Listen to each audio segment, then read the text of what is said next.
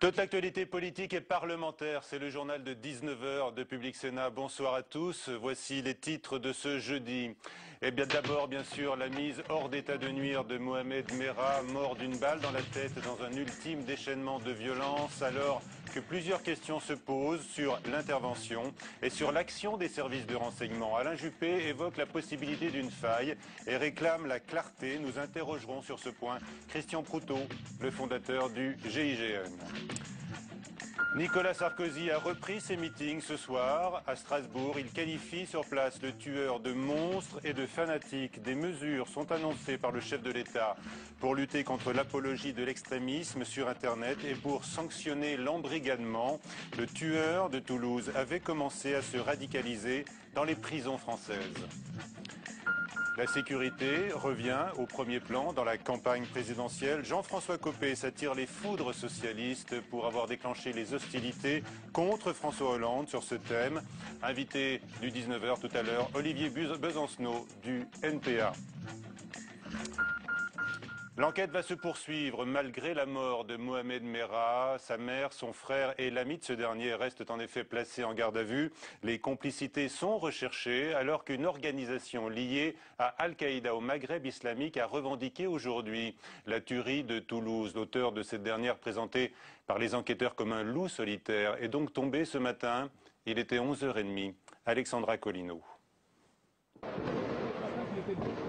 Les rafales de tir durent 4 minutes, 300 coups de feu, puis plus rien. Il est 11h30 ce matin, Mohamed Merah vient d'être tué. L'assaut final a commencé 1 heure plus tôt. Les policiers du raid ont d'abord fait sauter la porte de l'appartement et les fenêtres. Puis ils sont entrés guidés par une caméra. Ils ont progressé très lentement dans l'appartement jusqu'à la salle de bain. Et la fin de l'épisode, c'est que Mohamed Merah est sorti en sautant du balcon, toujours en tirant. Quand il est arrivé au sol, il était mort. L'homme qui portait un gilet pare-balles a été tué, une balle dans la tête, par les policiers postés dehors. 2 policiers du raid ont été blessés et choqués. C'est la fin de 32 heures de siège. Depuis 22h45 hier, l'homme n'avait plus donné signe de vie, après avoir affirmé qu'il voulait mourir, les armes à la main. Pendant la nuit, les policiers avaient plongé le quartier dans le noir, éclairant par flash très puissant l'appartement du forcené et faisant détonner des charges explosives sous les fenêtres de l'homme. Le but, éprouver nerveusement Mohamed Merah. Tout a été fait au long de ces 32 heures, puisque c'est la durée totale de l'opération, pour l'interpeller vivant. Et c'est précisément parce que tout a été fait, c'est précisément ce qui explique que l'opération ait duré aussi longtemps. Une autopsie a été réalisée cet après-midi à l'Institut de médecine légale de Bordeaux. Mohamed Merah a filmé toutes ces tueries avec sa caméra sanglée, a confirmé aujourd'hui le procureur de Paris avant sa mise hors d'état de nuire qui soulève plusieurs questions. Alain Juppé s'était interrogé ce matin sur une éventuelle faille du renseignement. Mohamed Merah était en effet fiché et il avait récemment été interrogé par les services, comme l'a dit le ministre des Affaires étrangères, Elisa Bertolomé. Mohamed Merah était sous surveillance depuis des séjours en Afghanistan et au Pakistan. Pourquoi le jeune homme n'a-t-il pas été appréhendé plus tôt? Sur cette question, des experts dénoncent un retard à l'allumage. On est en droit de se poser la question, pourquoi la DCRI, alors qu'elle avait dans ses fichiers cet individu qu'elle considérait comme pouvant passer à l'acte, n'a pas d'elle-même lancé une surveillance pour s'assurer que cet individu n'avait rien à voir avec cette affaire. D'autres questions se posent sur le déroulement de l'enquête. Samedi 17 mars, 2 jours avant la tuerie de l'école, les enquêteurs disposent de 2 éléments majeurs. Les noms d'extrémistes sous surveillance et les adresses électroniques des ordinateurs ayant servi à consulter l'annonce de la vente de la moto du militaire tué. Pourquoi attendent-ils lundi pour croiser ces informations? Une supposée négligence que rejettent les spécialistes des renseignements intérieurs. Vu la motivation des services sur cette affaire, si la DCRI n'a pas exploité les adresses IP avant lundi, c'est qu'elle n'a pas pu les exploiter. Vous imaginez des enquêteurs sur une affaire pareille, avoir des adresses, c'est pas... Moi, j'arrive pas, je ne le crois pas. Je crois qu'il y a une raison, j'allais dire, majeure pour laquelle ça n'a pas été fait. Pour l'instant, la DCRI ne donne pas d'explication sur ces failles supposées et se défend d'avoir mal géré l'enquête. Question donc sur la surveillance d'un djihadiste de retour en France après 2 séjours dans les zones tribales pakistano-afghanes. Nicolas Sarkozy annonce des sanctions pénales pour ceux qui reçoivent un endoctrinement terroriste hors de nos frontières. Par ailleurs, il veut punir la consultation de certains sites sur Internet. La République doit être implacable pour défendre ses valeurs. Elle ne tolérera ni embrigadement, ni conditionnement idéologique sur son propre sol. Désormais, toute personne qui consultera de manière habituelle des sites Internet qui font l'apologie du terrorisme ou qui appellent à la haine et à la violence sera punie pénalement. Toute personne se rendant à l'étranger pour y suivre des travaux d'endoctrinement à des idéologies conduisant au terrorisme sera punie pénalement. La propagation et l'apologie d'idéologies extrémistes seront réprimées par un délit figurant dans le Code pénal avec les moyens qui sont déjà ceux de la lutte antiterroriste. Comment ces nouvelles mesures pénales souhaitées donc par Nicolas Sarkozy pourraient-elles s'appliquer? Les spécialistes expriment des doutes. Sophie Normand. Nicolas Sarkozy tire les conséquences de ces événements tragiques et liste 3 mesures clés pour lutter contre l'apologie du terrorisme. Seront donc punis pénalement la consultation de sites internet extrémistes, les séjours d'endoctrinement idéologique à l'étranger conduisant au terrorisme, enfin la propagation et l'apologie d'idéologies extrémistes, des mesures qui existeraient déjà. Certains des Français qui étaient détenus à Guantanamo, que j'ai défendus, ont été poursuivis et condamnés pour s'être rendus dans des camps à côté de Kandahar. Quant à l'apologie du terrorisme, elle est déjà prévue depuis des années et des années dans la loi du 29 juillet 1881. Sur la question de punir pénalement la consultation de sites internet extrémistes, cela nécessiterait une nouvelle loi autorisant les blocages de sites ou obligeant les opérateurs à espionner leurs clients. Oui, on sait assez bien de toute façon filtrer et repérer. On le fait par exemple déjà pour les sites de pédopornographie, pour tout ce qui est Internet. François Fillon a indiqué que ces mesures seraient mises en œuvre sans délai. Elles sont pourtant du ressort du Parlement, qui ne siège plus pour le moment. Invité du 19h, Christian Proutot, le fondateur du GIGN, bonsoir. Bonsoir. Et merci d'être avec nous ce soir. Selon vous, la lutte antiterroriste passe-t-elle par de nouvelles sanctions contre l'endoctrinement sur Internet ou dans les zones tribales? Je pense qu'on avait déjà un arsenal judiciaire qui le permettait. Bon, le préciser en la circonstance, parce que tout le monde est sous le coup de l'émotion, je comprends que ça puisse être nécessaire, mais l'empilage de texte, on le sait, n'a jamais été très bon. Donc je crois qu'il y a malgré tout, il y avait déjà dans le code un certain nombre de choses qui sont importantes. Peut-être sur Internet, on pourra faire quelque chose, mais ça va être, je pense, relativement compliqué. Il va falloir déjà définir les sites qui sont répréhensibles, ce qui va déjà représenter... Ces sites font déjà l'objet d'une surveillance, vous pouvez nous le confirmer. Oui, ces sites sont déjà surveillés. Cela dit, le problème, c'est... Et ceux qui les fréquentent aussi. Bien sûr, leur lecture. Comment voulez-vous, leur renseignement, on va le chercher. Hein. Ah oui. Selon vous, faut-il s'étonner que Mohamed Merah soit resté libre malgré son passé parfaitement connu des services? Faut-il s'étonner par ailleurs qu'il n'ait pas été interpellé plus tôt? Moi, je pense que dans la mesure où, effectivement, comme nous sommes un certain nombre à le penser jusqu'à ce que on puisse prouver le contraire, c'est-à-dire qu'il a agi seul, qu'il s'est monté sa guerre tout seul, il me semble normal que, après avoir eu un certain temps d'attention, comme ça se fait par les services, pour voir ce qu'il faisait, ses fréquentations et tout, un garçon qui donnait l'impression, en dehors de tout ce qu'on a pu lui reprocher, de sortir, aller en boîte et tout, de ne pas faire de prosélytisme avéré, ne portait pas l'attention sur lui. Et donc on a d'autres... Enfin, il y a du personnel, mais il n'y en a pas énormément, donc on change d'objectif à ce moment-là. Voilà. D'accord, donc on le laisse dans la nature. Avec peut-être des contrôles réguliers, ça dépend de ce que l'on a identifié avant. Et on aurait pu l'interpeller, selon vous, plus tôt après les premiers meurtres de parachutistes? Alors, je sais qu'il y a une polémique sur le problème des adresses IP. Quel est votre avis, oui? Je ne sais pas exactement si dans les adresses IP, il avait été véritablement identifié rapidement, comme certains semblent le dire, que la mère, puisque c'était elle la propriétaire de l'adresse IP, la mère il y avait une relation directe tout de suite avec avec les deux personnages qui eux-mêmes avaient été, les deux frères qui avaient été identifiés. Donc beaucoup de questions encore, auxquelles il est difficile de répondre, surtout après coup par ailleurs. C'est toujours plus facile après coup. Christian Proutot, les policiers du RAID bien sûr ont risqué leur vie, certains ont été blessés, ils méritent et ils reçoivent l'hommage de la nation, mais aurait-il pu, selon vous, s'y prendre autrement pour récupérer le tireur sans attendre plus de 30 heures?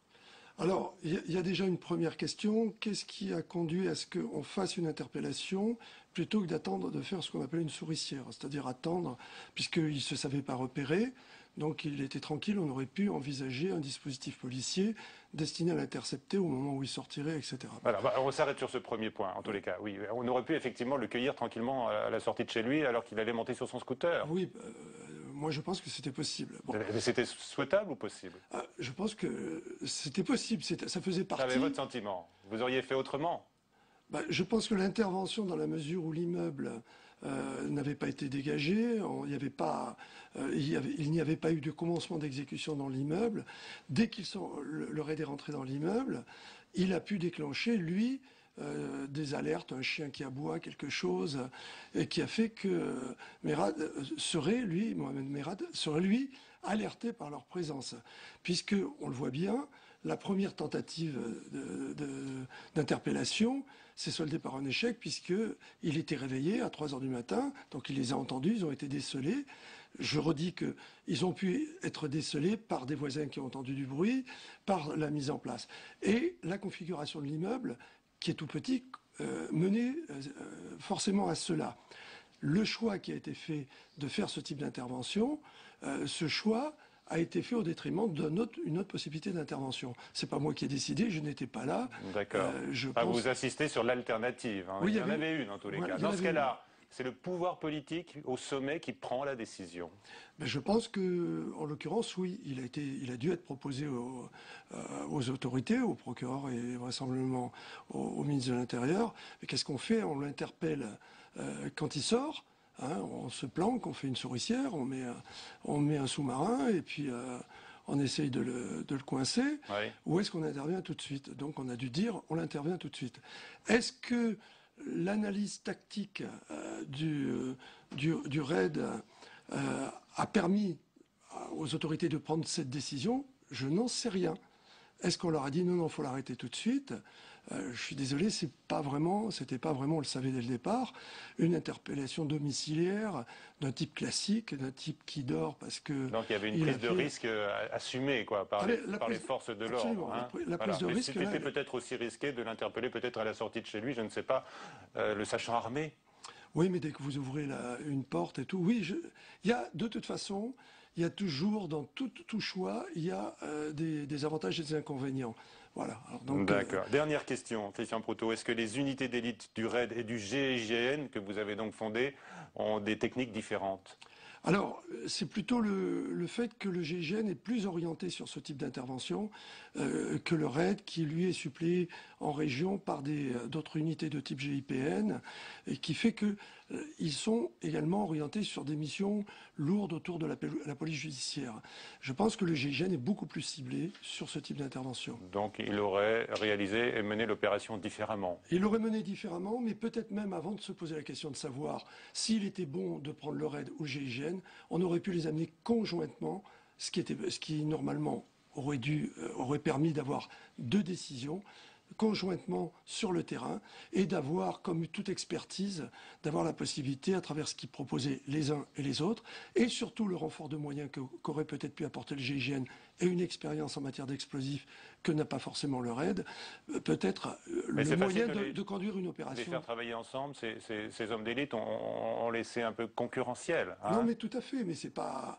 Est-ce que concurrentiel n'est pas à un moment ou à un autre nécessaire pour arriver au résultat que l'on souhaite?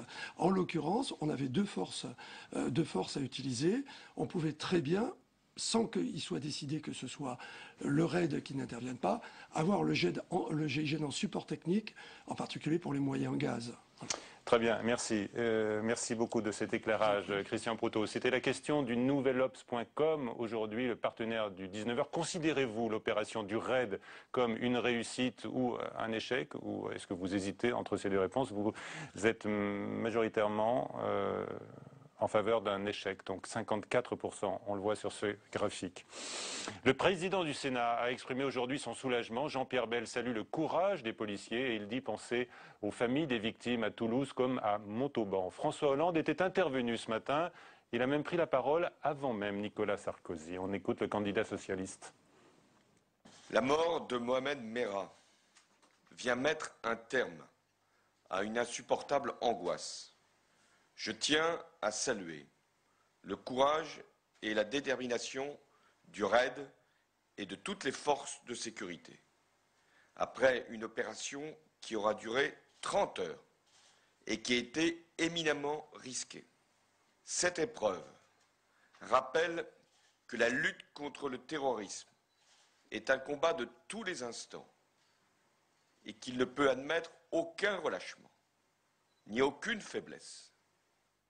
Le climat politique, en tout cas, s'est soudainement tendu après les hostilités déclenchées par Jean-François Copé. Alors que Nicolas Sarkozy souligne le devoir impérieux de l'unité nationale, le secrétaire général de l'UMP juge en effet que François Hollande et François Bayrou d'ailleurs n'ont pas respecté le deuil. Indignation au PS où l'on crie ce soir honte à Copé.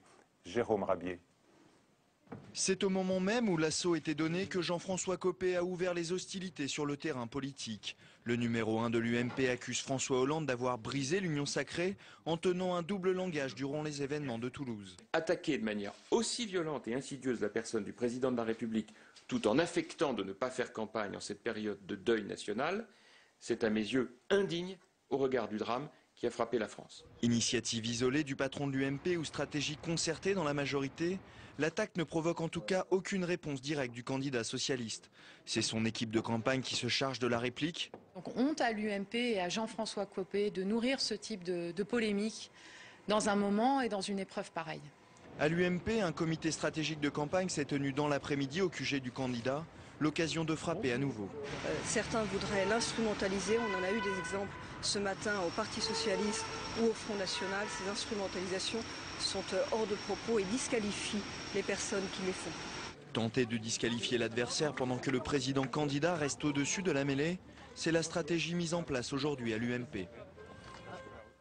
Invité du 19h, Olivier Besancenot, donc bonsoir. Bonsoir. Ancien candidat NPA à la présidentielle. On va parler de votre candidat cette année, Monsieur Poutou. On va parler du climat général de la campagne. Est-ce que vous êtes d'abord partagé ce soir, Olivier Besancenot, entre le soulagement et la douleur toujours, après ce qui s'est passé? Moi aujourd'hui, je pense d'abord et encore aux victimes. Voilà, le racisme, la haine froide, aveugle, barbare, quand elle frappe, on pense aux victimes et à travers ces victimes, à toutes les victimes du racisme et de la haine.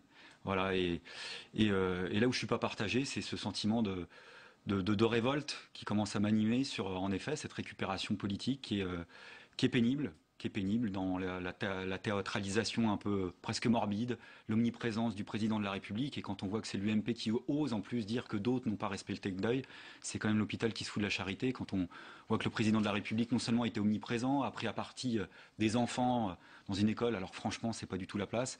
Voilà, il y a une espèce d'instrumentalisation qui est complètement décalée, déplacée. Donc je pense d'abord toujours et aux victimes. Dans Voilà. cette séquence qui s'est achevée ce matin avec la mise hors d'état de nuire du terroriste, il n'a pas joué son rôle selon vous responsable, symbole de l'unité de la nation? L'unité de la nation, bah écoutez, moi, la solidarité avec les familles, oui. L'afficher au nom de l'unité nationale, aux côtés de Marine Le Pen, aux côtés de Claude Guéant, Nicolas Sarkozy, quand on connaît leurs promos sur justement le terrain du racisme, il faudra compter sans moi. Et quand vous entendez Nicolas Sarkozy, il y a quelques instants à Strasbourg, qualifier le tueur de monstre, comment est-ce que vous réagissez? Bon, mais il y a une espèce de surenchère. C'est à qui aura le terme le plus radical pour discréditer. Voilà, les actes, ils sont ce qu'ils sont. Je crois qu'ils suffisent en eux-mêmes.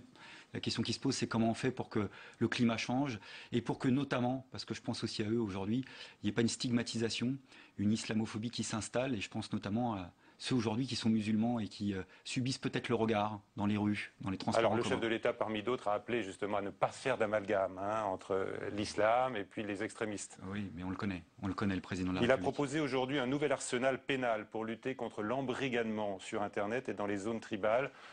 où sont attirés parfois de jeunes Français. Que pensez-vous de ces nouvelles mesures pénales? Donc d'abord, visiblement, même les spécialistes ont dit de dire que ça ne sera pas franchement efficace. On est encore dans l'affichage et puis on est dans la tentative une nouvelle fois de faire en sorte que la campagne électorale, à partir de maintenant, elle n'ait plus lieu que sur le terrain de l'insécurité, qui est le terrain cher à la droite et à l'extrême droite, en oubliant toutes les autres questions de l'insécurité sociale, qui demeure une préoccupation majeure. Aujourd'hui, j'étais avec les salariés de Florange, par exemple, qui auraient beaucoup à dire sur ce que ça signifie au quotidien, par exemple, la perte éventuelle d'une usine, l'arrêt de l'activité, et puis là aussi du rôle du président de la République. Donc nous, notre rôle dans cette campagne, c'est de faire en sorte que la question sociale, la préoccupation majeure de millions de personnes, l'emploi, le logement, les salaires, non seulement ne soient pas reviennent au premier plan. Absolument. Mais vous reconnaissez qu'il y aura un avant et un après dans cette campagne présidentielle, évidemment. Mais ça, c'est évident. Et sur les questions de sécurité, alors est-ce que vous avez des choses à dire ou à proposer? Écoutez, sans parler des cas extrêmes dont on est en train de parler, ça c'est un vieux débat. Les réponses sécuritaires aux problèmes d'insécurité qui existent dans les quartiers populaires, par exemple, ne règlent absolument rien dans les faits. Donc les questions qui se posent, c'est l'aide aux victimes, c'est l'accessibilité des services publics, et puis c'est aussi rouvrir au public les quartiers populaires, par exemple, parce que quand on ferme au fur et à mesure les bureaux, les hôpitaux, les écoles, au bout du compte, même les commerçants finissent par mettre la clé sous la porte, et du coup, il n'y a plus de vie sociale. Donc là aussi, il faut parler de questions sociales. Est-ce que vous ne craignez pas que ce climat qui s'est instauré nuise aux petits candidats et que le débat se recentre sur les principaux d'entre eux, qui peuvent incarner ce qu'on appelle l'État et les fonctions régaliennes? Moi, je ne vois pas le risque dans ces termes-là. Je vois le risque que les courants extrémistes, ceux qui surfent sur la démagogie raciste, puissent en effet avoir le vent en poupe. Donc moi, mon rôle, avec d'autres, c'est de lutter fermement contre ces dérives-là, quitte à aller à contre-courant et expliquer, c'est le sens de la candidature de Philippe Poutou par exemple, que vous avez la possibilité aussi de voter pour un candidat clairement antiraciste, qui réclame l'égalité des droits intégrales, qui en a ras-le-bol de la mise en concurrence des peuples entre eux, des communautés entre elles, et qui revendique la liberté de circulation, la liberté d'installation, le droit de vote des immigrés à toutes les élections, bref des trucs qui ne sont pas forcément très en vogue actuellement à gauche, et là c'est à la gauche que je m'adresse, parce que c'était elle qui faisait ce travail-là jusqu'à présent. Donc il y a du travail à faire sur ce terrain. Alors vous savez que la gauche au Sénat a voté pour le droit de vote des immigrés aux élections locales. Je sais ça, puis je sais, même si j'ai que 37 ans, même si j'en ai plus 20, que c'est une vieille promesse de la gauche. Donc la question qui se pose, c'est maintenant de l'appliquer concrètement. Mais nous, on est pour le droit de vote des immigrés à toutes les élections. Et puisque vous parlez du Parti Socialiste, quand un François Hollande, à un 20h, on lui pose 4 fois la question pour savoir s'il y a trop ou pas d'immigrés en France, qu'il n'est pas capable de répondre, ça veut dire qu'il y a un malaise. Il ne doit pas y avoir de malaise, il n'y a pas trop d'immigrés dans ce pays, il y a trop de racistes. Il y a trop de racisme et c'est ça qu'il faut combattre. En tous les cas, vous l'avez cité, votre candidat, Philippe Poutou, vous ne lâchez pas votre successeur dans la campagne, hein, Olivier Besancenot. Non, d'abord parce que c'est pas le genre de la maison et puis parce que je crois en sa candidature. Pas tous. Écoutez, voilà, vous me demandez, moi je vous parle de ma maison à moi et ma façon de faire. C'est le NPA et j'ai lu ce matin dans Libération, comme vous, cette tribune de plusieurs dirigeants du NPA, Olivier Besancenot, qui appellent donc à voter Mélenchon le 22 avril car, disent-ils, Philippe Poutou prend le chemin de la marginalité. Ça ne change rien sur le fait que je pense que Philippe Poutou, son authenticité... Vous ne pouvez pas le nier quand même, 0,5%. Mais ça ne veut rien dire, pardon de le dire, mais en 2002, j'étais entre 0,5 et 1% jusqu'aux 2 dernières semaines de campagne. Et dans quelques jours, avec l'égalité médiatique, Philippe Poutou parlera autant que Nicolas Sarkozy, ce qui entre nous soit dit, fera déjà petit air de vacances, parce que je pense que dans l'égalité de traitement, il y a eu des petits problèmes, et puis on pourra entendre les propositions de notre courant, et puis à ce moment-là, ce seront les électeurs qui trancheront. Voilà, maintenant, il y a en effet d'autres qui ont pris d'autres positions, j'acte ça. Vous savez, moi, je ne suis pas dans l'amertume, et puis je pense qu'il faut avoir l'intelligence de se dire qu'il ne faut pas injurier l'avenir, et que nos routes se recroiseront probablement, j'en suis sûr. Donc vous attendez la campagne officielle, l'égalité des temps de parole, pour que Philippe Poutou sorte de l'ombre. Pourquoi est-ce qu'il n'émerge pas, selon vous? Il n'a pas votre charisme? Mais c'est pas une question de charisme, on n'est pas dans le casting, on est dans les propositions politiques, laissez-nous pouvoir les expliquer parce qu'il y a des choses qu'on est les seuls à défendre et puis il y a quelque chose qu'il est le seul à incarner. C'est que c'est pas un politicien professionnel, il vit pas de la politique, il est ouvrier dans l'automobile, il a résisté à des plans de licenciement et je pense qu'au bout d'un moment on est des millions dans ce pays et dire que les partis institutionnels ne représentent plus, alors soit on continue à pleurnicher en leur demandant de faire un truc qu'ils n'ont plus envie de faire, soit on se dit qu'on se fait un peu violence et qu'on cherche humblement à se représenter nous-mêmes. C'est ce qu'on a fait avec ma candidature en 2002, en 2007. C'est ce qu'on fait cette fois-ci avec Philippe Poutou. Alors je vous propose, Olivier Besancenot, d'écouter ce que dit Jean-Luc Mélenchon de tout cela, le candidat du Front de gauche qui est toujours en hausse dans les sondages. Il y a même un sondage BVA qui le place en 3e position, devant Marine Le Pen, devant François Bayrou, et porté donc par une campagne dynamique. On l'a beaucoup dit. Il était ce matin dans le Val-de-Marne auprès des cheminots. Joachim Rob est allé à sa rencontre. On l'écoute sur le NPA. Ça montre que la diversité que contient le front de gauche va s'élargissant. C'est une très bonne nouvelle pour nous. Bien sûr, et ça va faciliter notre campagne. Ça veut dire que plusieurs centaines de très bons militants vont se mettre au travail après avoir connu une longue période dans laquelle ils ont quand même beaucoup perdu d'énergie et peut-être de chaleur, hein, à des batailles internes qui toujours épuisent ceux qui s'y livrent, surtout quand il se passe quelque chose d'aussi grand et d'aussi fort que ce que nous avons mis en route avec la Bastille et la réussite du front de gauche. Jean-Luc Mélenchon, que vous connaissez bien, il vous ouvre les bras, à vous aussi, dirigeant du NPA, comme à d'autres, Olivier Besancenot. Certains ont franchi le pas, on l'a vu, on l'a dit, on l'a lu dans Libération ce matin. Qu'est-ce qui vous retient finalement? Parce que vous avez cité le programme de Philippe Poutou, mais il y a beaucoup de ressemblances avec celui de Jean-Luc Mélenchon. Vous avez tout à fait raison, Jean-Luc Mélenchon reprend pas mal de nos propositions et c'est tant mieux. C'est pour ça que j'ai pas d'adversaire dans ce camp-là. Donc je ferai pas comme lui. J'irai pas à titiller les uns les autres. Moi, j'ai pas d'adversaire dans ce camp-là. Je respecte les militants du front de gauche. Tant mieux s'ils ont une dynamique. Moi, ce qui me fout les boules quand je vois les sondages, c'est que je vois que Sarkozy éventuellement peut repasser. Donc, je me trompe pas de cible. Maintenant, je m'excuserai pas de défendre une campagne plus à gauche, plus indépendante du Parti socialiste. Pourquoi? Parce qu'il y a quand même un scénario qui est encore probable, c'est que Sarkozy se fasse battre. Nous, on l'espère tous. Il y aura quoi? Un nouveau gouvernement de la gauche plurielle, du PS avec ses futurs alliés, d'Europe Écologie Les Verts, de tout ou partie du front de gauche, puisqu'on sait que cette question de la participation à une éventuelle majorité présidentielle absolue de soutien divise ce courant-là. Donc qu'est-ce qui se passera à ce moment-là? On aura de nouveau besoin des anticapitalistes qui soient les plus indépendants possibles du Parti socialiste pour porter à ce moment-là une proposition unitaire, celle d'une opposition la plus large possible à la gauche de ce gouvernement. Et à ce moment-là, j'espère pouvoir retrouver Jean-Luc Mélenchon, Nathalie Arthaud et d'abord et avant tout des millions ou des centaines de milliers de personnes anonymes qui sont dans le mouvement social au-delà des affiliations politiques des uns et des autres. Donc l'unité est un combat. Moi je crois à l'unité, pas au ralliement, et il faut respecter les identités politiques des uns et des autres et jamais oublier qu'en politique la fortune est capricieuse. D'accord, donc pas question pour vous de soutenir un parti de gouvernement, le Parti socialiste, par le biais de Jean-Luc Mélenchon, qui va se rallier évidemment à François Hollande. Mais c'est même plus simple que ça. La question qui se pose, c'est concrètement, vous connaissez, je pense mieux que moi, les arcanes des institutions. Les élections législatives, par exemple, il n'y a pas de proportionnel. Ça veut dire qu'on ne rentre pas à l'Assemblée nationale sans passer des accords avec les partis institutionnels qui font la loi à droite comme à gauche et qui se mettent à l'entrée des assemblées comme des videurs à l'entrée des boîtes de nuit en disant toi tu rentres pas. Et on ne rentre pas à l'Assemblée nationale comme Spadjari rentre dans une banque, c'est-à-dire par en dessous. Donc la question qui se pose, c'est en effet d'assumer ou pas son indépendance vis-à-vis du PS. Nous on l'assume. Alors c'est un coup. Puis il y a une autre idée aussi peut-être qu'aujourd'hui, dans une campagne du PS qui n'est pas forcément dynamique, Jean-Luc Mélenchon, il parle un peu comme certains aimeraient que le PS parle. Soit, tant mieux. Moi, je préfère écouter un discours de Jean-Luc Mélenchon que de François Hollande, mais je préfère l'authenticité de Philippe Poutou, parce que cette question de la représentation politique, elle est essentielle. Elle fait écho d'ailleurs à plein de choses qui se passent dans le monde, parce que si vous regardez le mouvement des indignés, c'est quoi? C'est dire à un moment donné, on se représente nous-mêmes.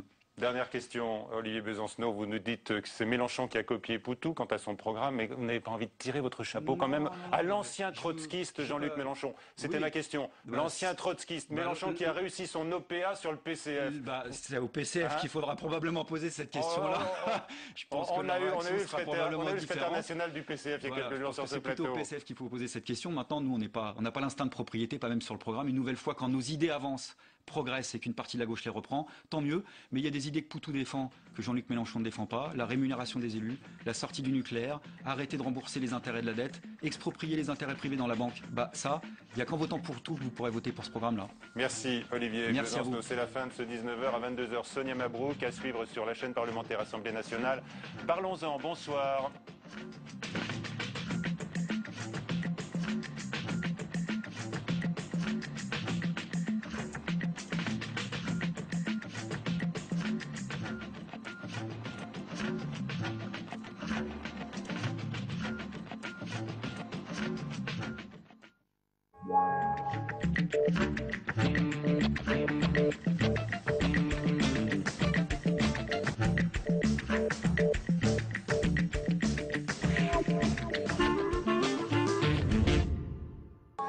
Comment sauver l'industrie, mettre fin aux délocalisations après les Arcelor de Gandrange ou de Florange, après les scandales des délocalisations chez Renault ou les scandales Total, après le sauvetage des Photowatt ou des Le Jaby, eh bien jamais les candidats à la présidentielle ne sont autant précipités au chevet de l'industrie. Mais pourquoi faire? Eh bien c'est le débat de la semaine dans Public Sénat. Comment sauver l'industrie française après un superbe documentaire de Jérôme Palto sur l'aventure et le combat des Conti.